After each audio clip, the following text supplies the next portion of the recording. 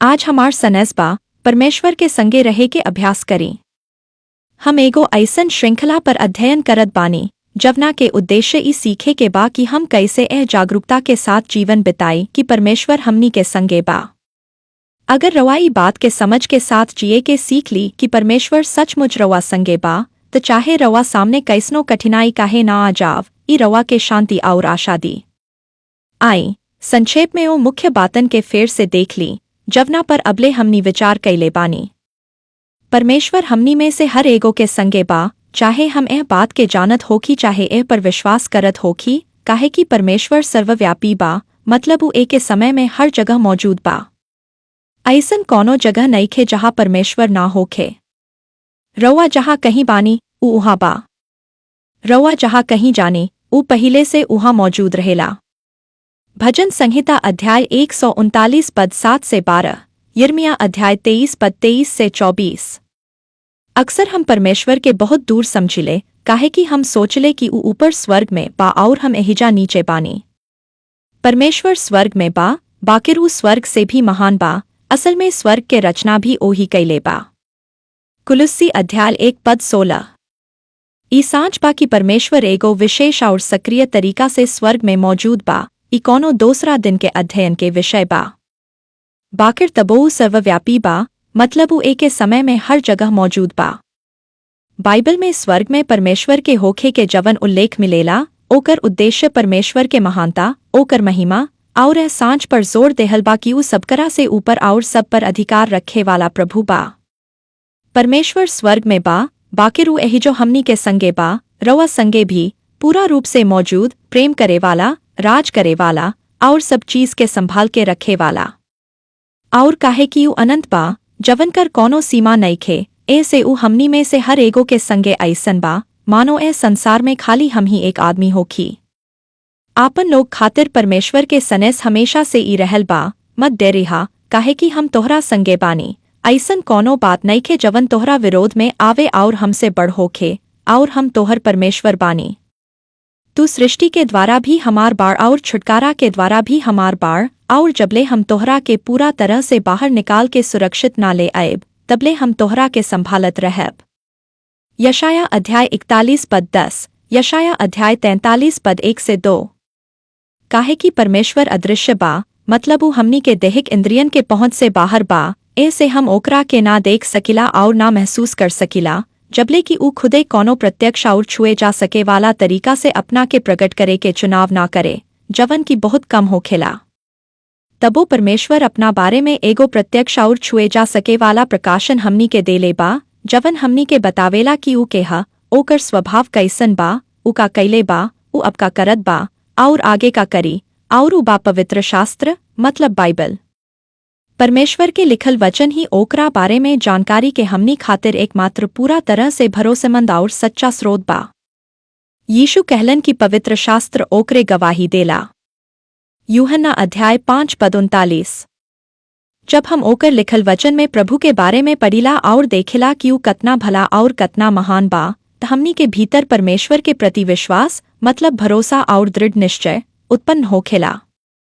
विश्वास सर्वशक्तिमान परमेश्वर नाम के एगो व्यक्ति पर भरोसा करे के नाम बा, जवन ना झूठ बोल सकेला, ना असफल हो सकेला और ना काहू के संगे अन्याय करेला।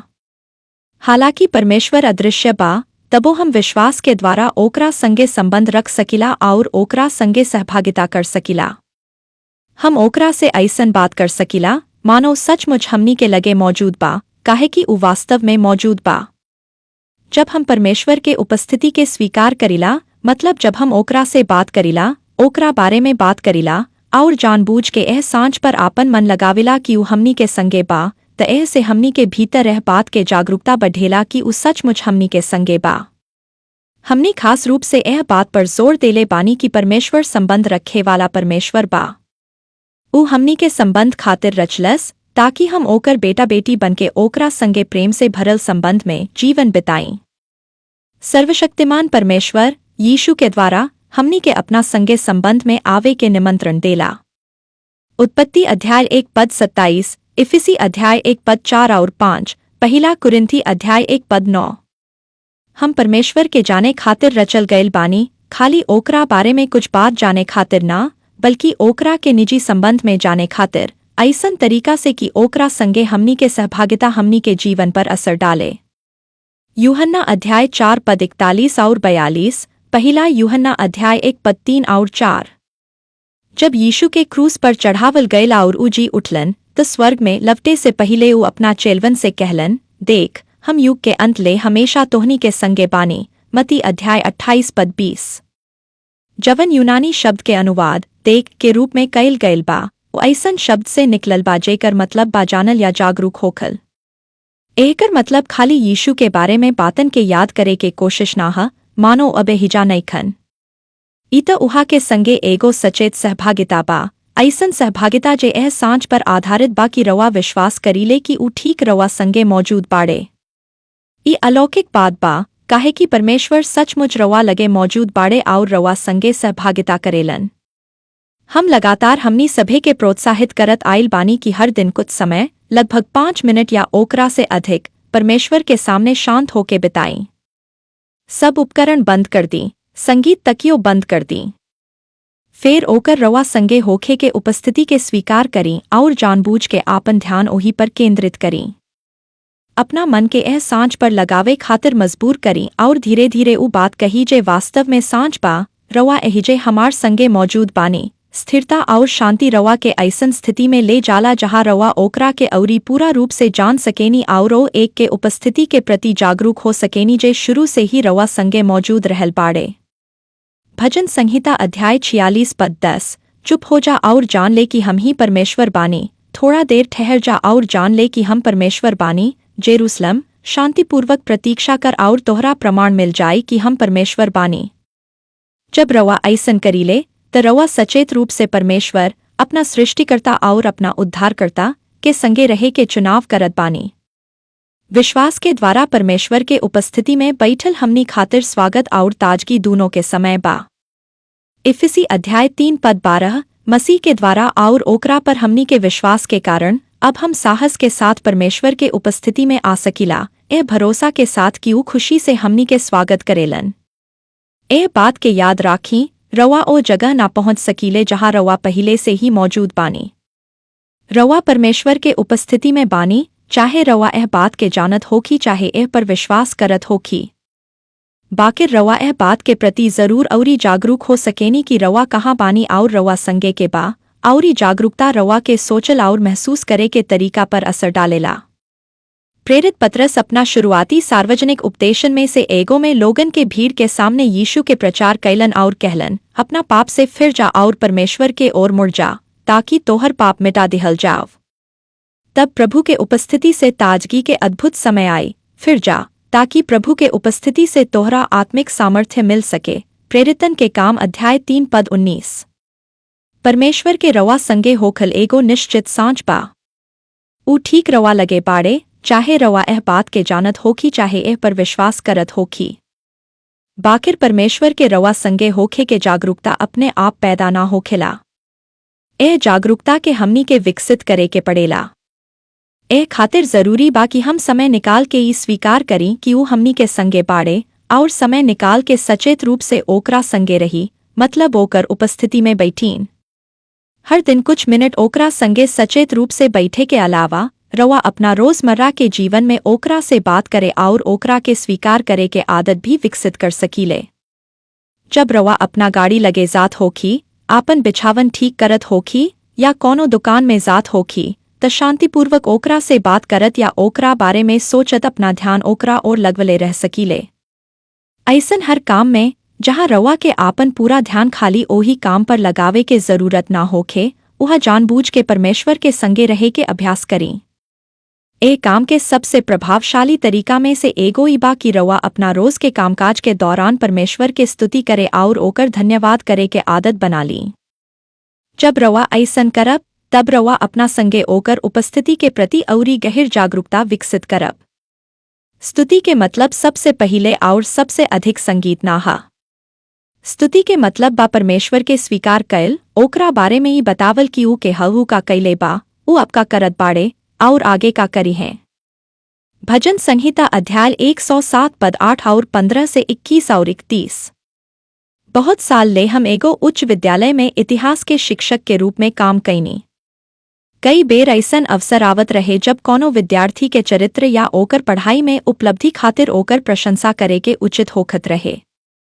ओकर संगीत से कोनो संबंध ना रहे। ऊ त बसो विद्यार्थी के स्वीकार करे और ओकर सराहना करे के बात रहे। जब रवा दिन भर के काम में व्यस्त रहब तब धीरे धीरे और मन ही मन परमेश्वर के स्वीकार करत रही। ओकर धन्यवाद करी कि ऊ रवा संगे बाड़े और ओकर भलाई और उद्धार खातिर ओकर स्तुति करी। ई रवा के अपना संगे परमेश्वर के उपस्थिति के प्रति औरी जागरूक बनाई और रवा के मन और बोलचाल पर नियंत्रण विकसित करे में मदद करी।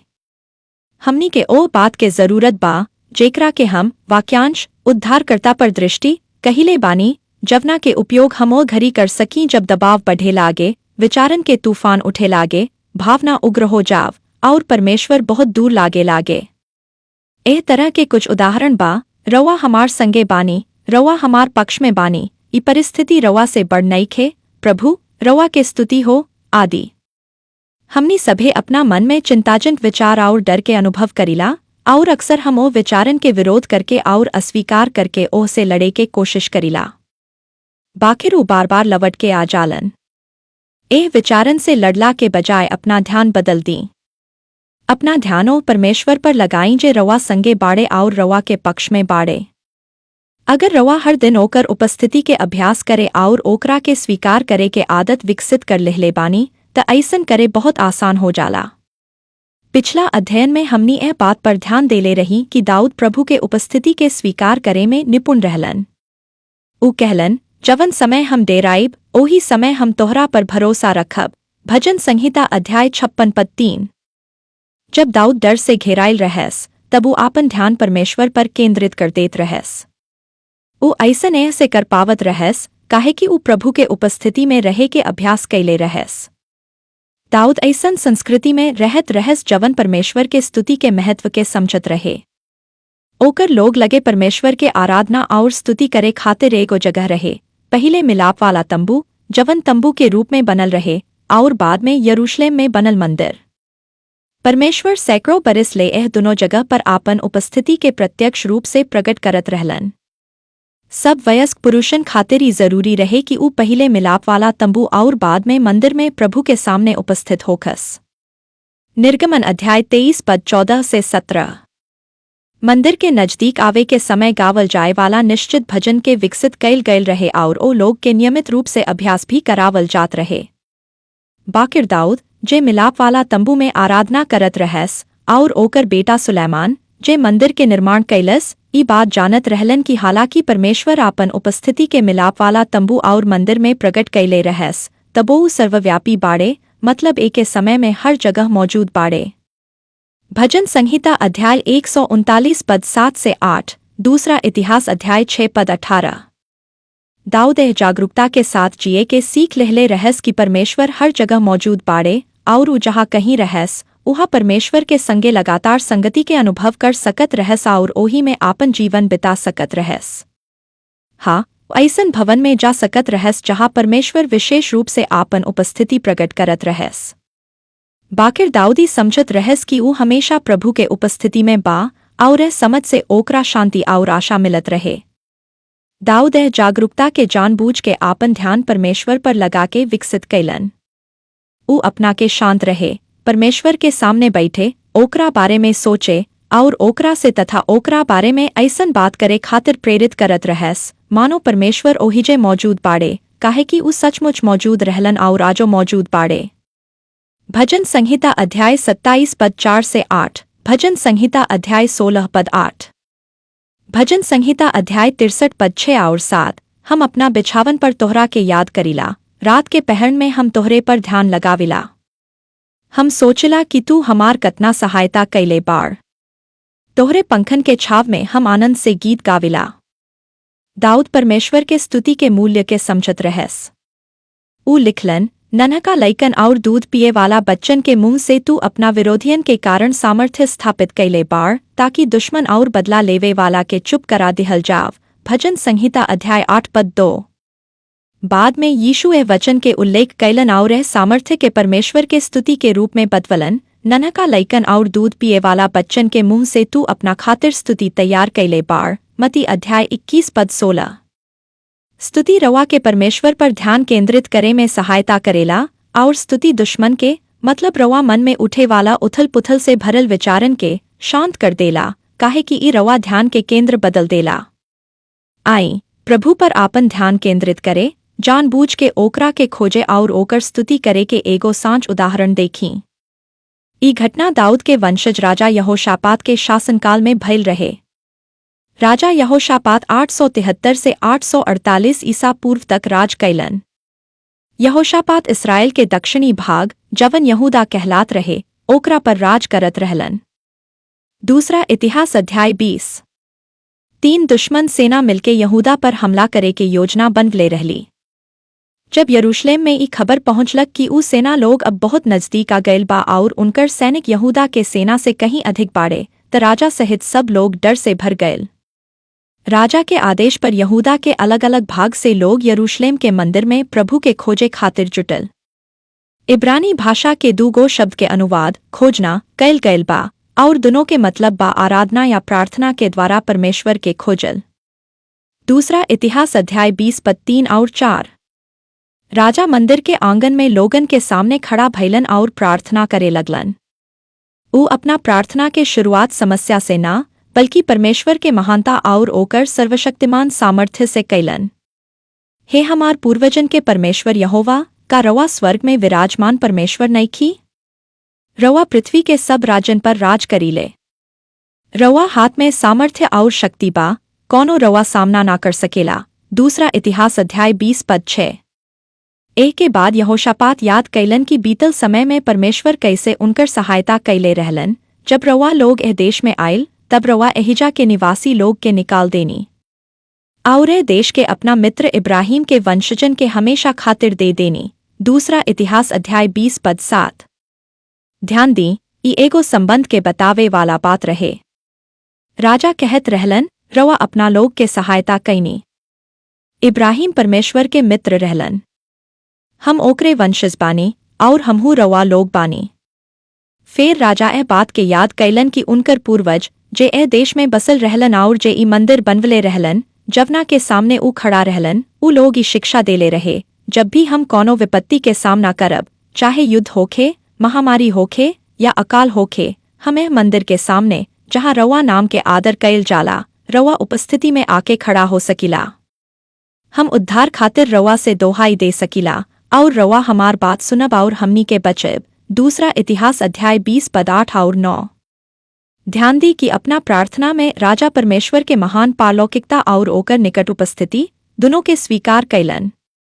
उई पहचानलन कि सर्वशक्तिमान परमेश्वर एक और समस्त सृष्टि से ऊपर और ओकरा से परे बाड़े और दूसरा और ऊ बिल्कुल नजदीक मौजूद भी बाड़े। साथ ही साथ वह सांच के भी स्वीकार कैलन कि सभी लोग परमेश्वर के उपस्थिति में खड़ा बा। यहोशापात अपना प्रार्थना के अंत्य शब्दन से कैलन, हमें विशाल सेना के सामना करे में असमर्थ बानी, जवन हमार विरोध में आ रहल बा, बाकिर हमार आखी रवा पर लागल बा। दूसरा इतिहास अध्याय 20 पद 12। दोसर शब्द में कहीं त हम नाजानत बानी की का करे के चाही, ऐसे हम जानबूझ के आपन ध्यान रवा पर केंद्रित करत बानी। तब परमेश्वर यहजीएल नाव के एगो लेवी के द्वारा लोगन से बात कैलन। प्रभु कहलन, मत दे रिहा। ए विशाल सेना के कारण निराश मत होक, काहे कि ये लड़ाई तोहार ना बल्कि परमेश्वर के बा। काल्हू उनका सामने निकल जा, काहे कि प्रभु तोहरा संगे बाड़े। दूसरा इतिहास अध्याय 20 पद 17। ध्यान दी कि परमेश्वर फेर से उनका के याद दिलवलन, हम तोहरा संगे बानी। संगे एगो संबंध के बतावे वाला शब्द बा। तब राजा और सब लोग भूमि पर मुंह के बल गिर पड़ल और प्रभु के आराधना करे लगल। एक के बाद लेवी लोग खड़ा भइल और ऊंच स्वर में इसराइल के परमेश्वर यहोवा के स्तुति करे लगल। दूसरा इतिहास अध्याय 20 पद 18 और 19। दूसरा दिन बिहान जब उनकर सेना दुश्मन के विशाल भीड़ के सामना करे खातिर निकलत रहे, तब यहोशापात उनका के हिम्मत देत कहलन कि ऊ लोग ओह बात के याद राखो और ओह पर विश्वास करो, जवन परमेश्वर पिछला दिन उनकरा से कहलन रहे। मतलब आपन ध्यान परमेश्वर पर बनवले राखो। दूसरा इतिहास अध्याय 20 पद 20। फेर ऊ कुछ लोग के सेना के आगे आगे चले खातिर नियुक्त कैलन ताकि ऊ लोग प्रभु खातिर गावत आगे बढ़े और कहत जाव यहोवा के धन्यवाद करा काहे कि उनकर अटल करुणा सदा बनल रहेला। दूसरा इतिहास अध्याय 20 पद 21। ई उनकर वाक्यांश रहे। एही तरीका से ऊ लोग आपन ध्यान प्रभु पर लगवले रखत रहे जबकि उनकर आँखी के सामने उनकरा से कहीं अधिक बड़ दुश्मन सेना उनकर ओर बढ़त दिखाई देत रहे। दूसरा इतिहास अध्याय 20 पद 22। जवन समय ऊ लोग गावे और स्तुति करे लागल ओही समय यहोवा अम्मोन मोआब और सेईर पहाड़ के लोगन के सेना के बीच फूट डाल दहलन और ऊ लोग आपस में ही लड़ाई करे लागल। यहोशापात और उनकर सेना के ना त एको तीर चलावे के पड़ल और ना एको भाला फेंके के। ध्यान दी कि उनकर विजय के वर्णन कैसे कैल गयल बा। यहोवा उनका के उनका दुश्मनन पर आनंदित कैलन। दूसरा इतिहास अध्याय 20 पद 27। ए सब बातन के बारे में औरी बहुत कुछ कहल जा सकेला। सच पूछी त परमेश्वर के हमनी के संगे होखे के का मतलब बा अबले हम ओकरा के बस थोड़ा बहुते समझ पवनी। बाकिर श्रृंखला के समाप्त करत घड़ी हम रवा सभे के प्रोत्साहित करत बानी कि रवा समय निकाली और सांझ के स्वीकार करे के आदत विकसित करी कि परमेश्वर हर समय हर जगह रवा संगे बाड़े। जानबूझ के उनकर उपस्थिति में बैठ के उनकरा संगे समय बिताई। दिन भर के कामकाज के दौरान उनकर धन्यवाद करे और उनकर स्तुति करे के द्वारा आपन ध्यान उनकरा पर केंद्रित रखे के सीखी। जब रवा भावना उफान पर होखे और विचारन के तूफान चलत होखे तब ऐसन वाक्यांश खोजी जवन रवा खातिर प्रभावशाली होखे और जवन रवा के फेर से प्रभु पर ध्यान लगावे में सहायता करे। आई परमेश्वर के वचन के एगो औरी भाग के साथ है अध्ययन के समाप्त करी। पवित्र शास्त्र में इब्राहिम के 3 बेर परमेश्वर के मित्र कहल गयल बा। दूसरा इतिहास अध्याय 20 पद 7, याकूब अध्याय 2 पद 23। तिसर का उल्लेख यशाया अध्याय 41 पद 8 में मिलेला। ओ समय इस्राएल के राष्ट्र बार बार के मूर्ति पूजा और संसारिक गठबंधन के कारण आत्मिक और राजनीतिक रूप से पतन के ओर बढ़त रहे। भविष्यद्वक्ता यशाया परमेश्वर के ओर से बोलत इस्राएल के चेतावनी देत रहलन कि अगर ऊ लोग मन ना फिराए तो उनकरा पर विनाश आई। पहिले अश्शूर साम्राज्य और बाद में बाबुल के लोग उनका के जबरदस्ती उनकर देश से निकाल दी। बाकिर यशाया के द्वारा सर्वशक्तिमान परमेश्वर उनकरा से ई भी कहलन एक दिन हम तोहरा लोग के फेर देश में वापस ले आएब। हे इस्राएल हमार सेवक हमार मित्र इब्राहिम के वंशज काहे कि हम तोहरा के चुन लेहनी और तोहरा के ना त्यागब। मत डेरिहा काहे कि हम तोहरा संगे बानी। घबरिहा मत काहे कि हम तोहर परमेश्वर बानी। हम तोहरा के दृढ़ करब हम तोहर सहायता करब हम अपना धर्म में दाहिना हाथ से तोहरा के संभाले रखब। यशाया अध्याय 41 पद 8 से 10। हमनी एगो ऐसन संसार में रहत बानी जे टूटल बा और पाप से क्षतिग्रस्त हो चुकल बा। रवा सब कुछ ठीक कर सकीले तबो परिस्थितियन के रुख विपरीत हो सकेला। बाकिरी सब अस्थाई बा। ई परमेश्वर से बढ़ नइखे और ऊ हर परिस्थिति में रवा के संभालत रही हैं जबले कि रवा के पूरा तरह से ओकरा से बाहर ना निकाल ले जाए हैं। अगर रवा जागरूकता के साथ जिए के सीख ली कि परमेश्वर रवा संगे बाड़े और रवा के पक्ष में बाड़े तो रवा जीवन में चाहे कुछो आ जाव रवा लगे आशा और शांति बनल रही। सर्वशक्तिमान परमेश्वर सचमुच रवा संगे बाड़े और रवा के पक्ष में बाड़े। उनकर उपस्थिति में रहे के अभ्यास करे के सीखी। हमनी फेर अगिला हफ्ता मिलब। परमेश्वर रवा सभे के आशीष देसो। आमीन।